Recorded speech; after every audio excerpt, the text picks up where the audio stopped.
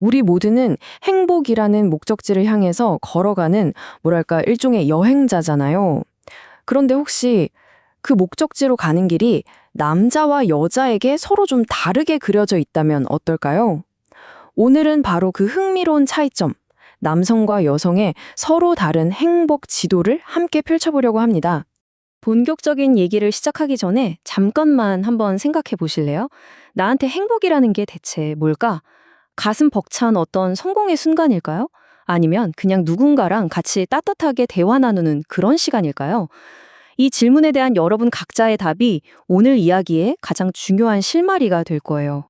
맞아요. 이 그림처럼 행복이라는 최종 목적지는 똑같을지 몰라도 남자와 여자가 각자 손에 쥔 지도는 아예 다른 길을 가리키고 있을지도 모른다는 거죠.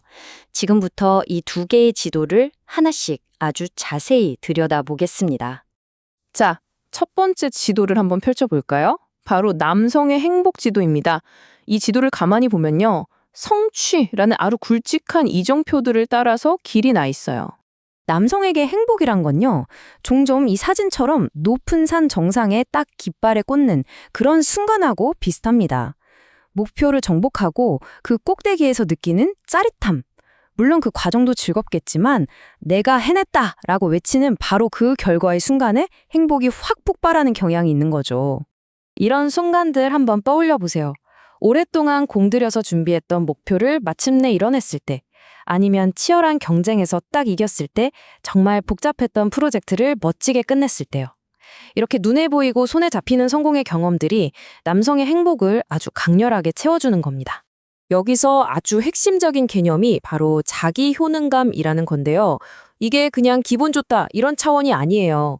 성취를 통해서 나는 유능한 사람이구나. 나는 뭐든 해낼 수 있어 하는 자기 자신에 대한 강력한 믿음이 생기는 거거든요. 그리고 이 믿음이 삶 전체의 만족도를 딱 받쳐주는 아주 튼튼한 기둥이 되어주는 거죠. 자, 그럼 성취를 통한 자기 효능감이 남성의 지도를 움직이는 힘이었다면 여성의 지도에는 과연 어떤 다른 풍경이 펼쳐지고 있을까요?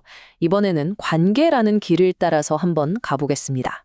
여성의 행복은요, 사실 아주 거창한 이벤트보다는 바로 이런 소소한 일상의 순간순간에 숨어 있는 경우가 많아요.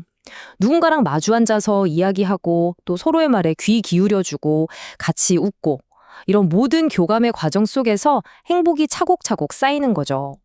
예를 들면 가족이나 친구와의 깊은 유대감, 아니면 그냥 별 내용 없는 수다 같지만 그 안에서 오고 가는 공감과 이해, 괜찮아, 내가 네 편이야 라는 그런 따뜻한 위로 한마디. 바로 이런 것들이 여성의 행복 온도를 꾸준하게 그리고 은은하게 데워주는 가장 중요한 연료라고 할 수 있습니다. 그래서 이 점이 정말 중요해요. 많은 여성분들에게 삶의 만족도는 내가 얼마나 성공했는가 이것보다는 내가 얼마나 좋은 관계를 맺고 있는가, 바로 그 관계의 질에 따라서 결정되는 경우가 훨씬 많다는 겁니다. 자, 지금까지 두 개의 서로 다른 행복 지도에 대해서 이야기를 나눠봤어요. 근데 정말 그럴까? 하는 생각이 드실 수도 있잖아요. 그래서 지금부터는요, 실제 데이터가 이 두 지도를 어떻게 뒷받침하고 있는지 한번 살펴보겠습니다. 여기 되게 흥미로운 데이터가 몇 가지 있는데요.